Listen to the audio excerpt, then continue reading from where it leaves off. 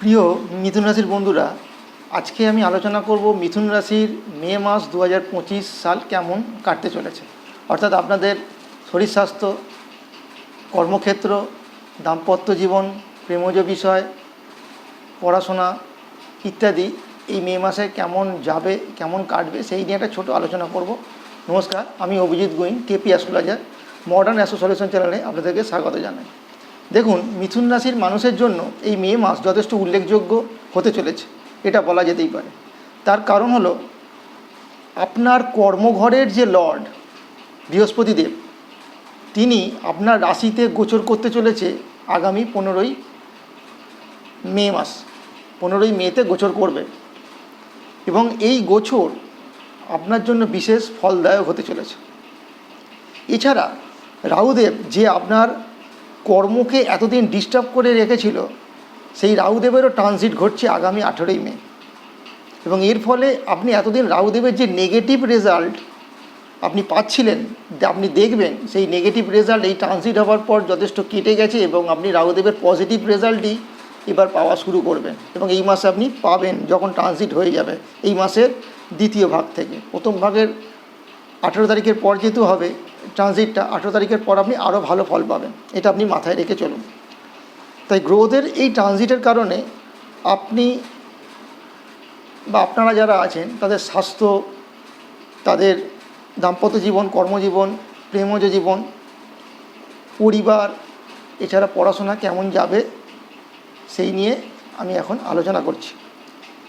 দেখুন, আপনার লগ্নের যে লর্ড বুধ, যেহেতু আপনি মিথুন রাশি, আপনার লগ্নপতি হচ্ছে বুধ, বর্তমানে নিচস্থ অবস্থায় মীন রাশিতে সে অবস্থান করে রয়েছে। এই মীন রাশিতে অবস্থান করার বুধ যেমন নিচস্থ অবস্থায় আছে, সেই একইভাবে সেখানে শুক্রদেব উচ্চস্থ অবস্থায় সেখানে থাকার কারণে আপনার শারীরিক ব্যাপারে সেরকম কোনো খুব বড়সড় সমস্যা এ মাসে দেখা যাচ্ছে না। তবে ছোটোখাটো কিছু বিষয়, যেমন ধরুন আপনার হাড়ে যন্ত্রণা বা একটু পেন হওয়া, এইরকম জাতীয় জিনিস আপনাকে এই মাসে ফেস করতে হতে পারে। এছাড়া শারীরিক দিকে তেমন কোনো সমস্যা এ মাসে আশা করা যাচ্ছে যে মিথুন রাশির মানুষদের সেরকমভাবে কোনো ভুগতে হবে না। যদি আর্থিক দিকটা আপনার বিচার করতে হয়, তাহলে এ মাসে আর্থিক দিক মিথুন রাশির মানুষের জন্য যথেষ্ট অনুকূল থাকতে চলেছে, এটা বলা যেতেই পারে। আপনি আপনার জ্ঞান, বুদ্ধিমত্তা, পরিশ্রম দ্বারা এই মাসে যথেষ্ট অর্থ উপার্জন করতে এবং সেভিংস করতে সক্ষম হবেন, এটা বলা যেতেই পারে। আপনার কর্মপতি বৃহস্পতিদেব 12 নম্বর ঘরে এতদিন আপনার রাশি সাপেক্ষে ছিল এবং সেই বৃহস্পতিদেব আগামী 15ই মে আপনার লগ্নে আসতে চলেছে। সেক্ষেত্রে যখন এই কেন্দ্রের স্বামী যখন কেন্দ্রতেই যখন আসবে, মাথায় রাখবেন তখন সে শতগুণ শক্তিশালী হয়ে যায় এবং এই শতগুণ শক্তিশালী হবার ফলে তাই আগামী 15 তারিখ হতে মিথুন রাশির মানুষেরা কর্মক্ষেত্রে অনেক উন্নতি আপনারা দেখতে পাবেন এবং চাকরি ব্যবসা আপনি যাই বলুন না কেন, তাতে আপনি নিঃসন্দেহে দেখবেন উন্নতি করতে চলেছেন এই মে মাসে। ভাগ্য দেখবেন এতদিন আপনার সেইভাবে সাথ দিচ্ছিল না, আপনি মে মাস থেকে বুঝতে পারবেন যে ভাগ্য আপনার সব দিক থেকেই এবার সাথ দিতে আরম্ভ করবে, শুরু করবে।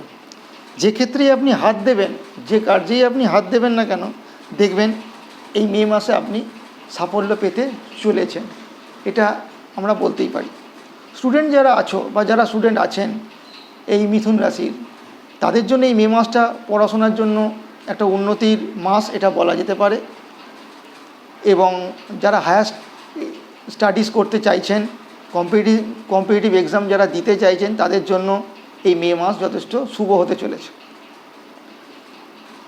মিথুন রাশির মানুষের জন্য এই মে মাস ভ্রমণযোগের জন্য যথেষ্ট অনুকূল এবং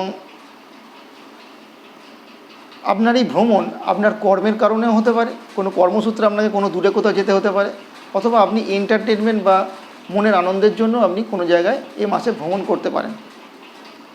দাম্পত্য জীবন নিয়ে যদি মিথুন রাশি আলোচনা করতে হয়, তাহলে আপনি দেখে থাকবেন যে গত 1 বছরের বেশি সময় ধরে যে আপনার এই দাম্পত্য যে এই যে রিলেশানটায়, দাম্পত্য জীবনে একটা আন্ডারস্ট্যান্ডিং প্রবলেম আপনার স্বামী স্ত্রীর মধ্যে বা পার্টনারের সঙ্গে এটা চলছিল, এটা আপনি লক্ষ্য করলে দেখে থাকবেন। এবং মিথুন রাশির মানুষ যদি আপনি হয়ে থাকেন, দেখবেন আপনার যে পার্টনার তার শরীর স্বাস্থ্য নিয়ে একটু সমস্যা, এটা তাকে ভুগতে হয়েছে। এছাড়া তার কর্মক্ষেত্রেও কিছু সমস্যা সে আগামী মাসগুলোতে মিথুন রাশির যারা পার্টনার আছে তারা পেয়েছে। তো এই যে মে মাসটা যেটা আপনার এখন যে চলছে, এই যে শুরু হলো আজ থেকে, তো মাথায় রাখবেন। এবং এই যে মে মাসে 15 তারিখের পর যে বৃহস্পতিদেবের ট্রানজিটটা ঘটবে, এই ট্রানজিট ঘটার ফলে মাথায় রাখবেন যে আপনার 7th হাউসের যে লর্ড, এই ট্রানজিট যখন করে ফিরে যাবে, তখন আপনার দাম্পত্য জীবনে যথেষ্ট একটা মধুরতা আপনি দেখতে পাবেন। এতদিন যে একটা প্রবলেম চলছিল, আন্ডারস্ট্যান্ডিং রিলেটেড প্রবলেম বলুন বা কোনো পার্টনারের শারীরিক সমস্যা বলুন, কাজের সমস্যা বলুন, দেখবেন সেইগুলো মিটে গেছে। আপনার পার্টনারের স্বাস্থ্য এবং কর্মোন্নতি আপনি দেখতে পাবেন এই মে মাসের মাঝামাঝি সময়ের পর থেকে। লাভ রিলেশান অর্থাৎ প্রেমিক প্রেমিকাদের যদি কথা বলতে হয়, তো লাভ রিলেশানের ক্ষেত্রে এই মে মাসটা খুবই অনুকূল প্রেমিক প্রেমিকাদের জন্য, এটা একরকম বলা চলে। এইবার কিছু রেমেডি নিয়ে আলোচনা করব। এই মিথুন রাশির মানুষেরা যদি মে মাসে এই কিছু রেমেডি তারা পালন করেন, তো আশা করা যেতেই পারে যে আপনারা আপনাদের এই মে মাসটা আরও ভালোভাবে কাটাতে পারবেন। যে আপনারা যদি কোনো শুভ কার্যে যান, তাহলে অবশ্যই মাথায় রাখবেন আপনারা ব্লু, ব্ল্যাক আর ইয়েলো কালারের ড্রেস অথবা পোশাক পরে যাবেন। সেক্ষেত্রে আপনাদের সাকসেস রেট অনেকটাই বেড়ে যাবে, এটুকু আমি বলতে পারি। এছাড়া আপনি প্রতিদিন স্নান হয়ে যাওয়ার পরে যখন ঠাকুরের কাছে বসেন, ঠাকুর পুজো করেন, সেই সময় বৃহস্পতিদেবের একটি মন্ত্র আমি যেটা বলে দিচ্ছি, সেটা 108 বার নইলে 28 বার আপনি পাঠ করবেন। মন্ত্রটি হলো ওম গ্রাং গ্রিং গ্রোং স গুরুবে নমঃ। অথবা ভগবান শ্রী বাসুদেবের একটি মন্ত্র যেটা আমি বলছি, এটাও আপনি পাঠ করতে পারেন, ওম নমঃ ভগবতে বাসুদেবায়। এই মন্ত্রটা আপনি 108 বার বা 28 বার অবশ্যই প্রতিদিন পাঠ করবেন। তাহলে আপনি দেখবেন আপনি যথেষ্ট এ মাসে ভালো ফল পাচ্ছেন প্রতিটা ক্ষেত্রে। এই ছিল কিছু মিথুন রাশির মানুষদের মে মাস কেমন কাটবে সেই নিয়ে আলোচনা। আপনারা সকলে ভালো থাকবেন। নমস্কার।